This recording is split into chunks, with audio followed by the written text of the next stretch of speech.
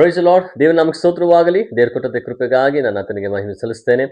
ಈ ದಿನ ವಾಕ್ಯದಾನಕ್ಕಾಗಿ ಆದಿಕಾಂಡ 12ನೇ ಅಧ್ಯಾಯ 2ನೇ ವಚನದಲ್ಲಿ ಹೀಗೆ ಬರೆಯಲ್ಪಟ್ಟಿದೆ: ನಾನು ನಿನ್ನನ್ನು ದೊಡ್ಡ ಜನಾಂಗವಂತೆ ಮಾಡಿ ಆಶೀರ್ವದಿಸಿ ನಿನ್ನ ಹೆಸರನ್ನ ಪ್ರಖ್ಯಾತಿಗೆ ತರುವೆನು, ನೀನು ಆಶೀರ್ವಾದ ನಿಧಿಯಾಗುವೆ.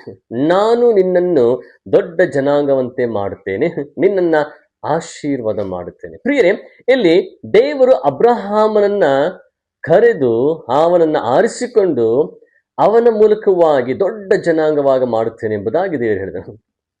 ಲೋಕದಲ್ಲಿ ಅನೇಕ ಜನರಿದ್ದರೂ ಕೂಡ ಯಾಕೆ ದೇವರು ಅಬ್ರಹಾಮನನ್ನ ಆರಿಸಿದರು? ಯಾಕೆ ದೇವರು ಅಬ್ರಹಾಮನನ್ನ ಕರೆದನು? ಅಬ್ರಹಾಮನನ್ನ ದೇವರು ಅಷ್ಟು ದೊಡ್ಡದಾಗಿ ಆಶೀರ್ವದಿಸಲಿಕ್ಕೆ ಇರುವಂತಹ ಕಾರಣಗಳೇನು? ದೇವರು ಅಬ್ರಹಾಮನನ್ನ ನೋಡಿದಾಗ ಆತನಲ್ಲಿ ಕಂಡದ್ದೇನು? ಅಬ್ರಹಾಮನ ಜೀವಿತದ ಕುರಿತು ನಾವು ಸ್ವಲ್ಪ ಗಮನಿಸುವುದಾದರೆ, ಅಬ್ರಹಾಮನು ದೇವರ ಮಾತಿಗೆ ನಂಬಿಗಸ್ತನಾಗಿದ್ದನು. ದೇವರನ್ನ ನಂಬಿದನು. ದೇವರು ಅಬ್ರಹಾಮನನ್ನು ಕರೆದು ನಾನು ನಿನ್ನನ್ನು ದೊಡ್ಡ ಜನಾಂಗವಾಗಿ ಮಾಡುತ್ತೇನೆ ಎಂಬುದಾಗಿ ಹೇಳಿದಾಗಲೂ ಕೂಡ ಅಬ್ರಹಾಮನು ದೇವರನ್ನ ನಂಬಿದನು. ಅವನು ಮುದುಕನಾಗಿದ್ದ. ಅವನ ಹೆಂಡತಿಯಾದಂಥ ಸಾರಾಯಳು ಮುದುಕಿಯಾಗಿದ್ದಳು. ಅವಳು ಬಂಜೆಯಾಗಿದ್ದಳು. ಇನ್ನು ಮಕ್ಕಳನ್ನ ಹೆರುವಂತಹ ಒಂದು ಸಮಯವು ಅವರಿಗೆ ಮುಗಿದು ಹೋಗಿತ್ತು. ಆದರೆ ಪ್ರಿಯರೇ, ಇಂತಹ ಅಸಾಧ್ಯವಾದಂತಹ ಸನ್ನಿವೇಶದಲ್ಲಿ ದೇವರು ಅಬ್ರಹಾಮನನ್ನು ಕರೆದು ನಿನ್ನನ್ನು ದೊಡ್ಡ ಜನಾಂಗವಾಗಿ ಮಾಡುತ್ತೇನೆ ಅಂತ ಹೇಳಿದಾಗ ಆ ಮಾತನ್ನ ನಂಬಿದನು. ಪ್ರಿಯರ, ಅನೇಕ ಬಾರಿ ದೇವರು ನಮಗೆ ದೊಡ್ಡ ಕಾರ್ಯಗಳನ್ನು ಮಾಡುತ್ತೇನೆ ಎಂದಾಗ ನಾವು ಅದನ್ನು ನಂಬೋದಿಲ್ಲ.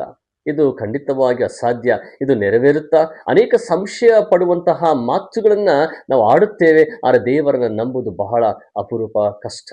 ಆದರೆ ಅಬ್ರಹಾಮನು ದೇವರನ್ನ ನಂಬಿದ. ಅಬ್ರಹಾಮನು ಕೇವಲ ದೇವರ ನಂಬಿದ ಮಾತ್ರವಲ್ಲ, ಆದರೆ ದೇವರ ಮಾತಿಗೆ ವಿಧೇಯನಾದ. ದೇವರು ಅವನಿಗೆ ಹೇಳಿದಂತಹ ಎಲ್ಲಾ ಮಾತುಗಳಿಗೆ ಅವನು ವಿಧೇಯನಾದ.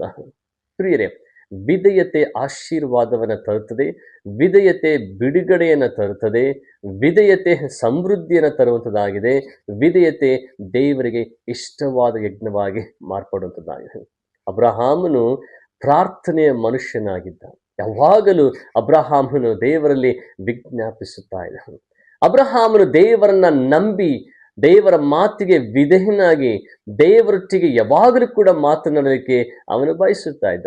ಅದು ಪ್ರಾರ್ಥನೆಯ ಜೀವಿತ, ವಿಜ್ಞಾಪನೆಯ ಜೀವಿತ. ಇತರರಿಗೋಸ್ಕರವಾಗಿ ಅಬ್ರಹಾಮನು ಪ್ರಾರ್ಥನೆಯನ್ನು ಮಾಡಿದನು. ಇತರ ರಕ್ಷಣೆಗಾಗಿ ಅಬ್ರಹಾಮನು ಮೊರೆ ಇಟ್ಟನು. ಪ್ರಿಯರೇ, ಇವತ್ತು ನಾವು ಪ್ರಾರ್ಥಿಸುತ್ತಾ ಇದ್ದೇವಾ?